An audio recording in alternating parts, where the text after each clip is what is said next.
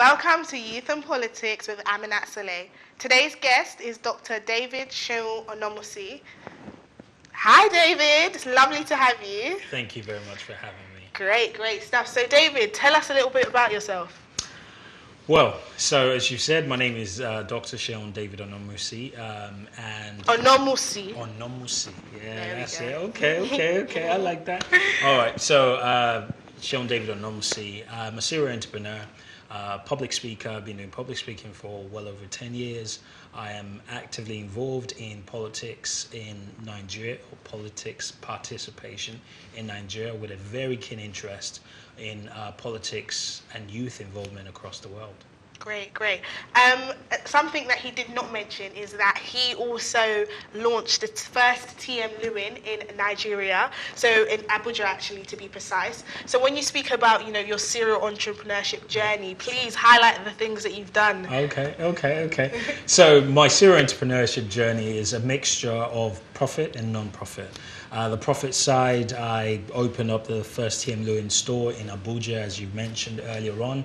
I did that for about 3.5 years. Afterwards, I moved back to the UK, but prior to that, I had a consulting firm, customer service and training retail consulting firm in Nigeria as well, which is still ongoing at the moment. And I run an annual transformative summit in Nigeria again, and the UK. It started off in the UK well over 10 years ago, but the Nigerian one is more active at the moment. It's called Redefine Success Summit. So we hold it every year, and the sole aim is really get involved with the young people, inspire them to see life beyond where they are, because yes, I've done quite a number of things. I also didn't mention I launched a bespoke shoe company about 2.5 years ago here in the UK. Yeah. So all of that stuff, fantastic. But my background is just like the background of pretty much any young person in Nigeria. Yeah. Or across the world, especially if you're from black ethnic minority anyway. So my idea is to inspire young people as well to say, if I could do it, you could do better. So in regards to politics, you've definitely got a keen interest in politics. Absolutely. So please tell us, spill the juice, who are you working with? Okay. So at the moment, I'm working with a presidential aspirant. Can you say the name? Well, everyone knows him. His name is Feladro Toye. Okay. He's running on. Do you think he's going to win? We believe he will win. Okay. We'll believe he'll win. On what basis? So one of the bases is the climate is absolutely ready at the moment. People are tired of the status quo. It's not going to be politics as usual. It's not going to be the same election in 2019. It's definitely a different environment, and it's the ripe environment for someone that is very, very focused and visionary to lead Nigeria to the next phase. So that's why we believe he's going to win. Great. So in regards to Nigeria and taking Nigeria to the next level, I'd like to highlight an issue that's been going on in Nigeria for quite some time, and that issue is people selling their vote and not understanding the value of their vote. So what is your views on that exactly? So the present-day politician takes advantage of the environment, takes advantage of the society. The sad element of whatever they do is that for 4,000 naira, some for 200 naira, for some for 500 naira, they sell a future of their children and their grandchildren. And it's quite sad, but the political class at the moment, using the situations around it, purposefully bringing down literacy level, making sure that people are not as educated so that they can control them. Yeah. These guys use it to their advantage, and they've been doing it for years. Yeah.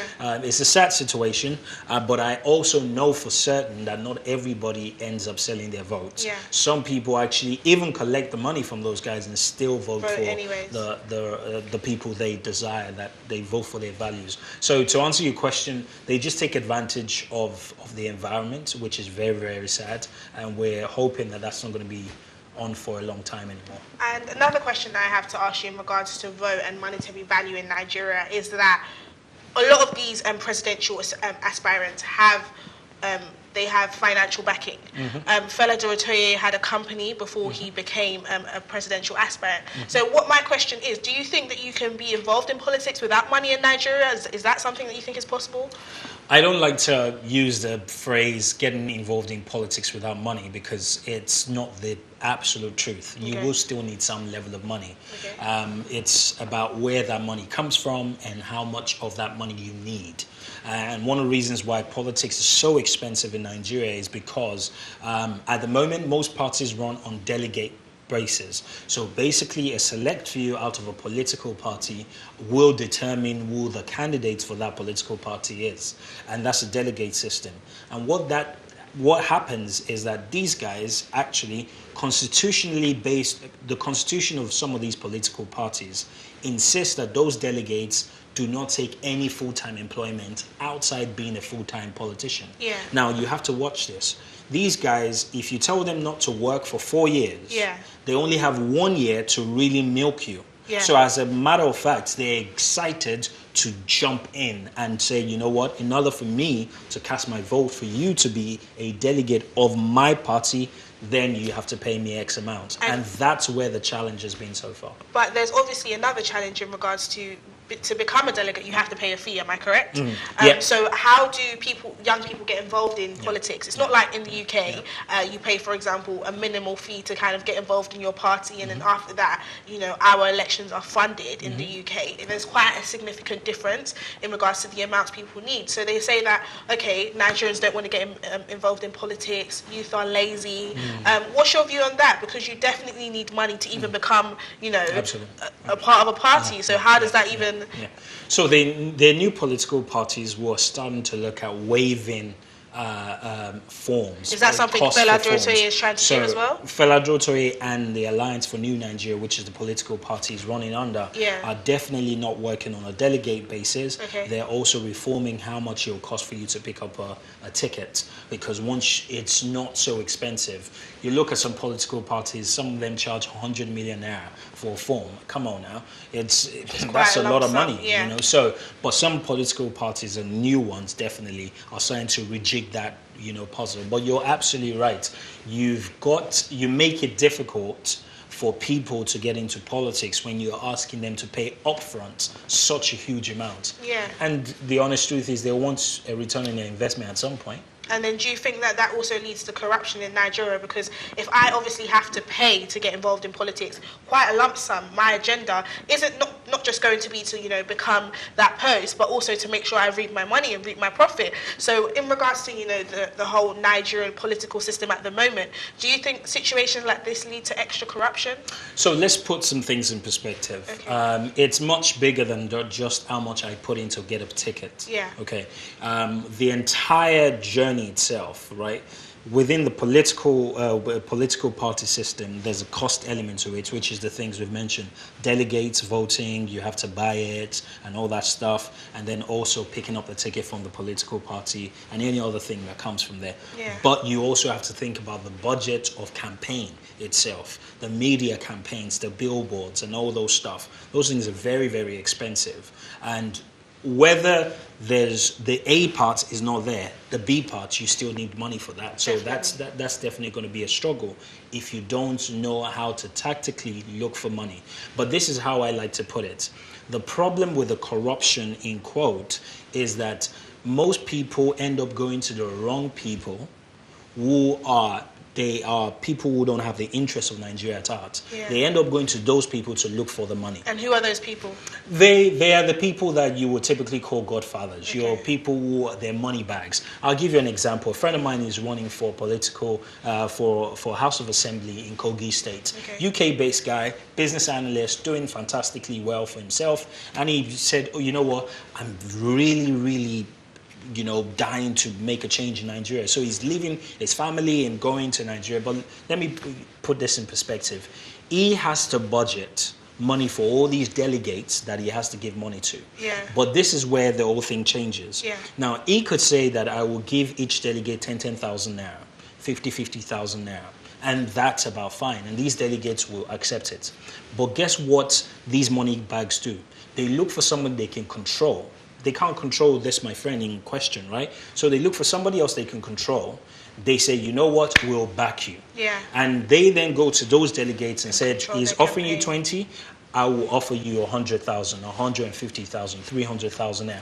per delegate. That's almost 300 million. The money bag has that money. So how do we solve this issue going forward? What would your resolution be? One of the resolutions, and this is one of the reasons why I'm passionate about Feladro Toye and the platform, and let me put this in perspective. Feladro Toye is not just running for office. That's not the drive. Okay. The drive is running for a new Nigeria. And that, to break that down, one of the things we're aiming to achieve with this whole campaign as well is to make sure that we rejig that puzzle, at least starting from the party elements. So we are not going to ask for delegates voting. We're going to make it a member voting, just like you have in most political... In the UK, in the UK. So you say members can vote. It becomes a lot more difficult to bribe all the members. Yeah. But you also put systems and checks in place for that. So it reduces the cost of that, Yeah. and also makes sure constitutionally the political party doesn't charge as much. That's one of the first steps. And then the other B part, which is outside the party, is making sure that we leverage on media houses, leverage on goodwill of Nigerians, because there are a lot of Nigerians who want to see a difference. Yeah. So leverage on those things and make sure that where we have to buy bags of rice and all those things, we don't do that. Okay. You know, you cut down the cost from that perspective. And I want to say something. Nigerians are willing to vote for the right people, even if they're not being given something. But they have to be given something else. Okay, but it's with Nigerians, I think that it's almost the assurance thing. If there's no assurance that, if you become, president or of this country, that you're going to deliver X, Y, and Z, I mean, they are going to want something in the interim to push them to vote. Is that not correct? Yeah. I like your thinking, and that's absolutely right. The idea from a typical Nigerian is, and we say this in Yoruba, especially in the Yoruba land, and I'll say Igba Idibo, Namamo Bi Ijoba Re Shimari. So meaning that it's during the election we know how your government, your reign is going to look like. Yeah. So what they say is typically, if you're giving us money now, we think we would get money when you get in. Now, what needs to change is the narrative you give, because we had a free and fair election, relatively free and fair, years ago with MK Abiola. Yeah. But one thing Abiola did that we've lost hope for, or we've lost, is hope.